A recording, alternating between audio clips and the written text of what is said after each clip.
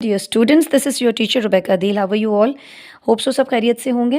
हम कर रहे हैं क्लास 10th का चैप्टर नंबर 1 और इसकी जो रिव्यू एक्सरसाइज है उसके सिर्फ वो क्वेश्चन जो कि कह लें कि इम्पॉर्टेंट तो चले हैं, but specially these question are design for such students जो कि मैथ्स में कह लें कि इतने ज़्यादा उनको मैथ्स नहीं आता या काफ़ी वीक स्टूडेंट्स होते हैं। और उम्मीद करती हूँ कि ये क्वेश्चन करने के बाद this is a series of such all those easy question so that you can even getting passing marks to do all these question. Fine.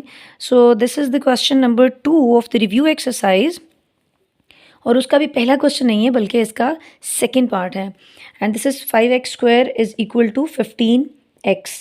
अब आपने इसमें क्या करना है, देखें कि सिंपल एक क्वेश्चन है जो कि आपके पास है, कह सकते हैं फैक्टराइजेशन का क्वेश्चन है। पेपर में सॉल्व बाय फैक्टराइजेशन भी लिखा जा सकता है या सॉल्व लिखा जा सकता है। So what you have to do actually, आप देखें कि ये जो 5 है यहाँ पर मल्टीप्लायर और दूसरी साइड पे जाके क्या होगा, डिवाइड हो जाएगा। तो 5 मल्टीप्लाई हो रहा है, दूसरी साइड पे जाके डिवाइड होगा। देन 5 1 ज़ा 5 एंड 5 3 ज़ा 15, तो यहाँ पर 3x आ जाएगा। उसके बाद 3x के अगर यहाँ कोई साइन नहीं है तो इसका मतलब ये पॉजिटिव साइन है, और दूसरी साइड पे जाके क्या होगा, नेगेटिव होगा, इज़ इक्वल टू 0। अगर हम यहाँ गौर से देखें आप लोग, तो यहाँ पर x एक कॉमन वेरिएबल है। मीन्स यहाँ पर जो x की हाईएस्ट पावर है वो स्क्वायर है, और यहाँ पर x की जो लीस्ट पावर है वो आपके पास क्या है, 1 है। So what we have to do, we have to take the least power common. यहाँ पर x की पावर 1 कॉमन होगा।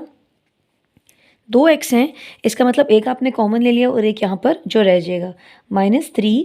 अब यहाँ पर ये दो नंबर आपस में मल्टीप्लाई हो रहे हैं और इक्वल टू 0 हैं। इट मीन्स एक बार ये 0 होगा और एक बार x minus 3 is equal to 0 होगा। ओके, ये माइनस से वहाँ जाके प्लस होगा। सोल्यूशन सेट में सिंपल है, इसके दो आंसर आपके पास आए हैं। The first is 0 and the other is 3। So that is the solution set. और ये छोटा सा सवाल है जो 2 नंबर का आपके पास पेपर में आता है। नेक्स्ट देखिए आप, आपके पास क्वेश्चन है right in the standard form. Standard form का मतलब एक्चुअली होता है जैसे इस किस्म का कोई जब से क्वेश्चन होता है, या इसके अलावा जो आपको ये लास्ट में जो लाइन नज़र आ रही है, actually this is called standard form. अब आप क्या करेंगे, आपको नज़र आ रहा है कि ये दो फ्रैक्शंस हैं। जब कभी आपके पास दो फ्रैक्शंस होती हैं तो आप क्या करेंगे, आप सिंपल इनकी पहले इन दोनों को मल्टीप्लाई कर देंगे, जैसे दोनों डिनोमिनेटर्स को साथ मिला के लिख देंगे। और ऐसा स्टूडेंट्स कब करते हैं, जब ये दोनों नंबर जो हैं आपके पास डिफरेंट होते हैं। मीन्स आप देखें ये x+4 और ये x-1 है, दे बोथ आर डिफरेंट। अब क्या करेंगे, इनको क्रॉस में मल्टीप्लाई कर दें। इसको 1 से मल्टीप्लाई करें, फिर इसको 1 से मल्टीप्लाई करें, तो ये क्या होगा, x-1, ये होगा x+4।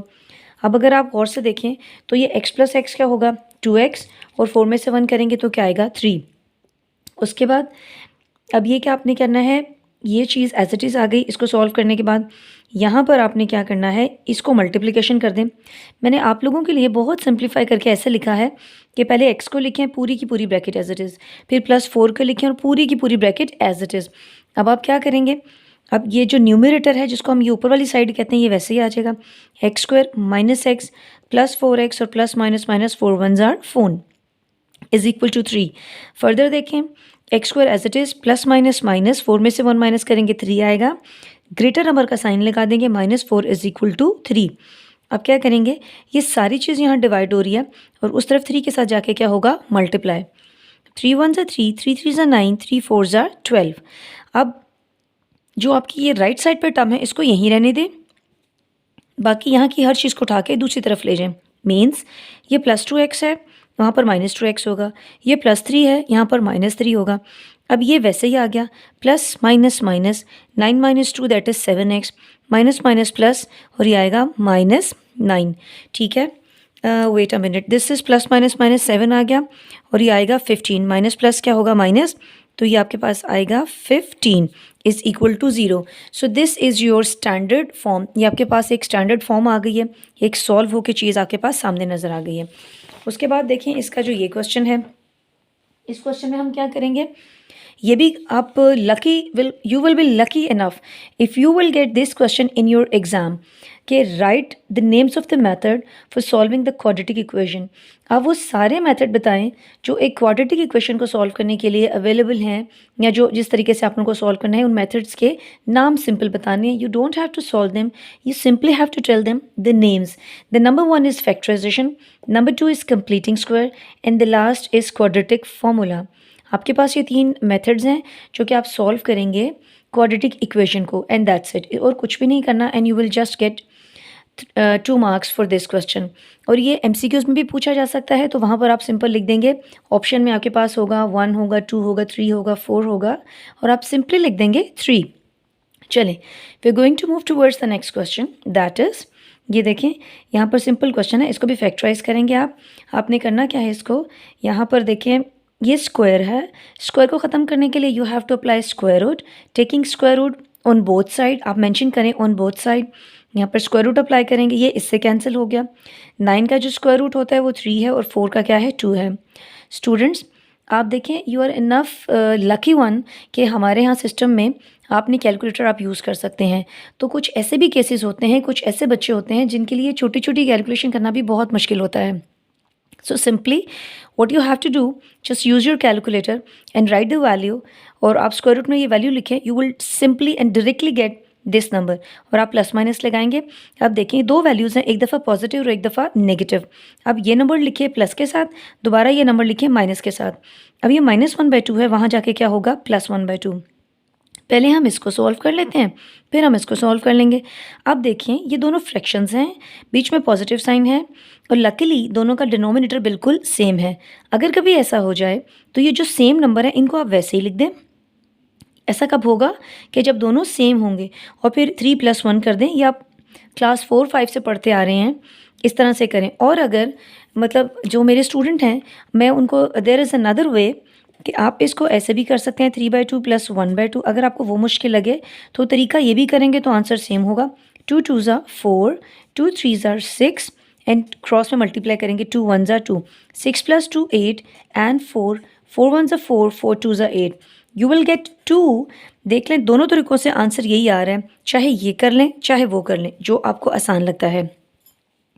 ओके, अब 2 मल्टीप्लाई वहाँ जाके डिवाइड होगा, तो 2 2s are 2 1s are 2, 2 1s are 2, and you will gate 1।